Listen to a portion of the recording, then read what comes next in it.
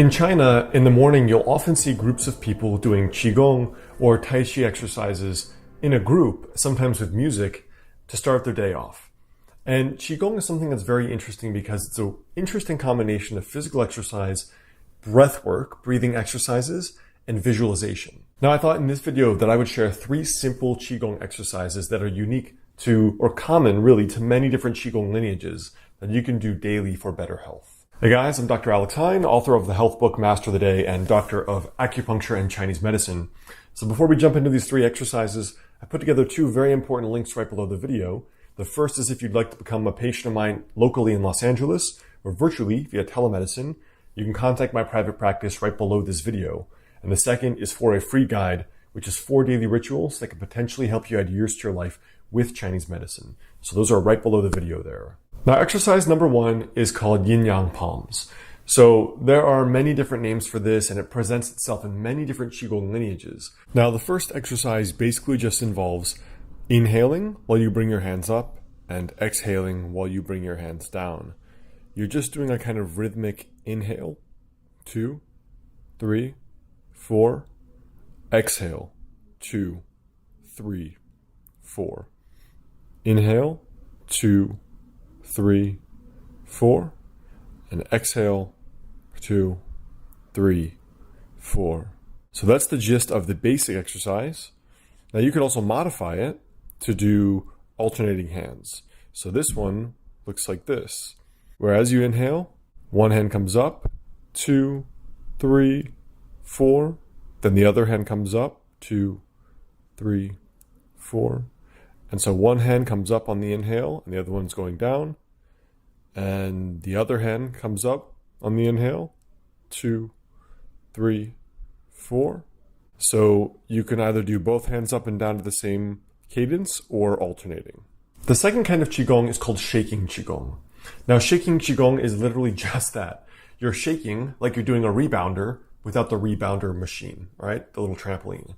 So what this is basically a cardiovascular exercise that's also a great lymphatic pump, right? This is the original rebounder, 2,000-year-old rebounder. Think about it like that. Obviously, good circulation and good lymphatic circulation are very important for good health, to prevent disease. So this exercise is a very simple way at home to generate circulation. Now, when we talk about the shaking Qigong, basically all it is that you are standing and you are shaking like a crazy person. And effectively what it is that this is a big lymphatic and cardiovascular pump. It's a cardiovascular exercise. So as you jump up and down, you're trying to focus on the looseness and the sensation generated in, obviously, of course, your muscles, but also loosening the joints in the neck, the back, the shoulders, the elbows, the wrists, your hips, focusing on the sensation of loosening and creating more space in your body. So that's really what the shaking exercise you're focusing on is, not just jumping up and down like a jumping jack, but also trying to loosen these areas of your body. Now, shaking Qigong, I would recommend at least 10 minutes, but if you're able, at least 20 minutes.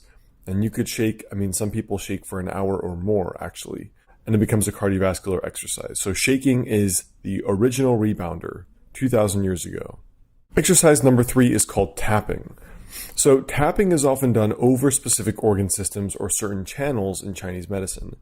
For example, let's talk about this first tapping exercise, which is done over the lung to improve lung function. Now, one thing you might often see is that you tap over the chest, and if you have something in the lungs, you'll begin coughing. Hitting the chest is for the heart, so you can tap or use a closed fist on the chest.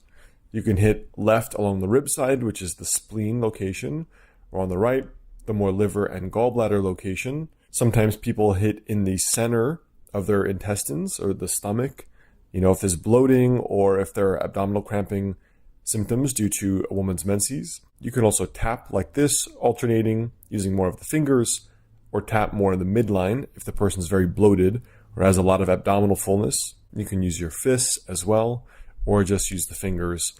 And frankly, you can really tap anywhere in the body. So anywhere you need to increase circulation, you can tap to do that manually. The lower back is often for either back pain or for kidney function in Chinese medicine. And again, you can use a closed fist or open palms.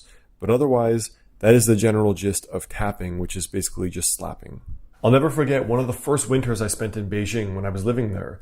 I saw all these people doing unusual kinds of Qigong in the park. And one man was walking around the park in circles, just doing this, over, and over.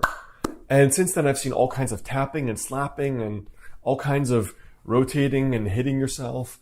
And this is very common and seems to be relatively unique to Qigong, because in Chinese medicine, all of these forms of Qigong are about tong, which is opening, circulation, unblocking. We know even from the major killers, the major causes of death in America today, a lot of it is circulatory based.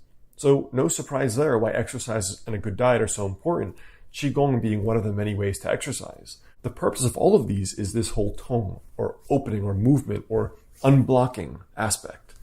So this tapping or slapping Qigong is not only done over physical anatomical organs, but is done in any organ really, or any location you want to increase circulation. So those are 3 Qigong exercises you could do every day for better health. You could do them each for 5 minutes. You could do one for 20 minutes. I mean, people in China do shaking, sometimes up to an hour or multiple hours if you're really extreme, or they're very seriously ill. You can do these. I would recommend no less than 20 minutes. You could do each for 5 or 6 minutes. And those will actually really increase your cardiovascular capacity. You'll have some of the similar benefits as exercise, and you'll feel a lot more calm. So these are 3 basic forms you see common to many different types of Qigong, whether they're Taoist or Buddhist, and they're things you can use daily for your health. All right, guys, that's what I have for you today. Those 3 kinds of Qigong. Before you go, 2 other related videos for you right there, and I will see you soon.